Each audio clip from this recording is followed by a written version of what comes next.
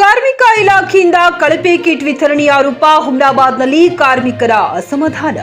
ಬೀದರ್ ಜಿಲ್ಲೆಯ ಹುಮ್ನಾಬಾದ್ ತಾಲೂಕಿನಲ್ಲಿ ಕಾರ್ಮಿಕ ಇಲಾಖೆಯಿಂದ ಕಾರ್ಮಿಕರಿಗೆ ಸುರಕ್ಷಿತ ಕಿಟ್ ವಿತರಣೆ ಮಾಡಲಾಗಿದೆ, ಆದರೆ ಅದು ಕಳಪೆಯಾಗಿದೆ ಎಂಬ ಆರೋಪ ಕೇಳಿ ಬಂದಿದೆ.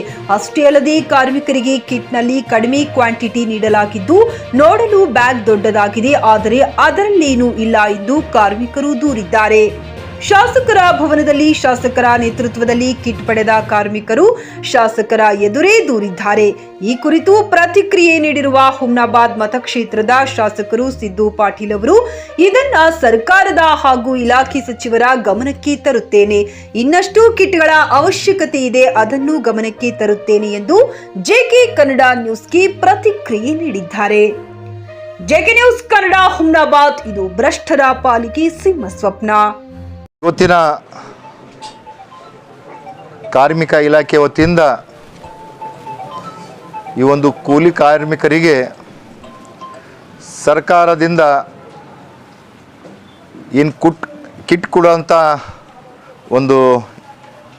ಈ ಒಂದು ಕಾರ್ಯಕ್ರಮ ನಮ್ಮ ಶಾಸಕರ ಭವನದಲ್ಲಿ ಹಮ್ಮಿಕೊಂಡಿದ್ದೆವು. ಅದರಂತೆ ಇವತ್ತು ಇಲಾಖೆಯಲ್ಲಿಂದ ಬಂದಂಥ ಕಿಟ್ಗಳನ್ನು ಇವತ್ತು ಗೌಂಡಿ ಕೆಲಸ ಮಾಡ್ತಂತ ಇರ್ಬೋದು, ವೆಲ್ಡಿಂಗ್ ಕೆಲಸ ಮಾಡ್ತಂತ ಇರ್ಬೋದು, ಇನ್ನೊಂದು ಯಾವುದಿದೆ ಟೈಲ್ಸು ಮತ್ತು ಟೈಲ್ಸು ಸೇಫ್ಟಿ ಮಾಡ್ತಂಥ ಕಾರಿಗಾರಗಳು ಇರ್ಬೋದು. ಮತ್ತು ಏನು ಇವತ್ತು ಕಾರ್ಮಿಕರ ಬಗ್ಗೆ ಇವತ್ತು ಕೆಲಸ ಮಾಡ್ಬೇಕಂತಂದ್ರೆ ಇವತ್ತು ಪ್ಲಾಸ್ಟರಿಂಗ್ ಮಾಡ್ಬೇಕಂತಂದ್ರೆ 4-5 ಫ್ಲೋರು 8 ಫ್ಲೋರ್ ಮ್ಯಾಗೇರಿ ಆ ಕೆಲಸ ಮಾಡಬೇಕಾಗ್ತದ.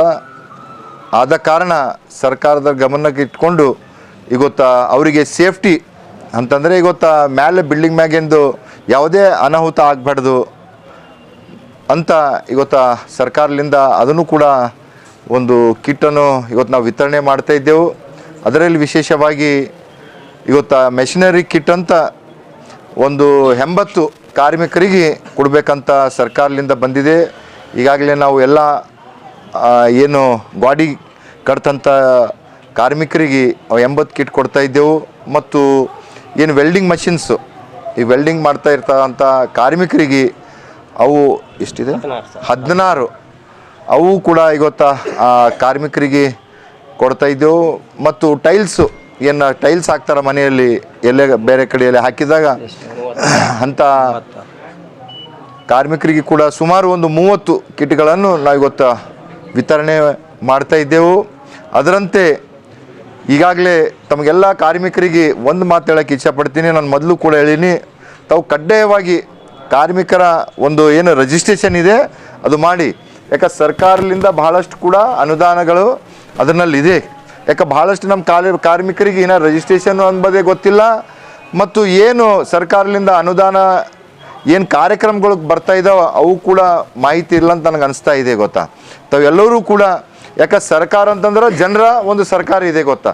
ನಾವೇನು ಇವತ್ತು ಸರ್ಕಾರಕ್ಕೆ ಟ್ಯಾಕ್ಸ್ ಕಟ್ತೇವೋ ಅದೇ ದುಡ್ಡು ಮತ್ತು ನಮಗೆ ರಿಟರ್ನ್ ಬರ್ತದೆ, ಇದೇನು ಬೇರೆದಿರಲ್ಲ. ಆದ ಕಾರಣ ಇವತ್ತೇನು ಸರ್ಕಾರದಿಂದ ಯಾವ್ಯಾವ ಕಾರ್ಯಕ್ರಮಗಳನ್ನು ಕೂಡ ಬರ್ತಾ ಇದೆ ಅವು ಎಲ್ಲವೂ ಕೂಡ ತಾವು ಉಪಯೋಗ ಮಾಡ್ಕೊಂಡು ಮತ್ತು ವಿಶೇಷವಾಗಿ ಇವತ್ತು ಕೂಲಿ ಕಾರ್ಮಿಕರ ಮಕ್ಕಳಿಗೆ ಎಜುಕೇಷನ್ ಇರ್ಬೋದು, ಮತ್ತು ಮದುವೆ ಆದಾಗ ಸಹಾಯಧನ ಕೊಡ್ದಂತ ಇರ್ಬೋದು, ಒಂದು ಆರೋಗ್ಯ ದೃಷ್ಟಿಯಿಂದ ಇವತ್ತು ಆರೋಗ್ಯ ಕಾರ್ಡ್ಗಳು ಮೆಡಿಕಲ್ದು ಇದ್ರದ್ದು ಕೊಡೋಂಥ ಕಾರ್ಯ ಗೊತ್ತಾ ಸರ್ಕಾರ ಮಾಡ್ತಾ. ಗೊತ್ತಾ ಕೇಂದ್ರ ಸರ್ಕಾರದಿಂದ ಕೂಡ ಭಾಳಷ್ಟು ಅನೇಕ ಯೋಜನೆಗಳಿದೆ ಗೊತ್ತಾ, ಅದು ಎಲ್ಲ ಉಪಯೋಗ ಮಾಡ್ಕೋಬೇಕು.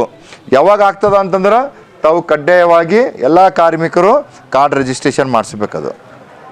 ಅದಕ್ಕಾಗಿ ಈಗಾಗಲೇ ಏನು ಹಂತವಾಗಿ ಇವೆಲ್ಲ ಕಿಟ್ಗಳನ್ನು ಬರ್ತಾ ಇದೆ, ಇನ್ನೂ ಕೂಡ ಬೇಡಿಕೆ ಹೆಚ್ಚಿಗಿದೆ ಅಂತ ನಮ್ಮ ಅಧಿಕಾರಿಗಳು ಹೇಳ್ತಾ ಇದ್ದರು.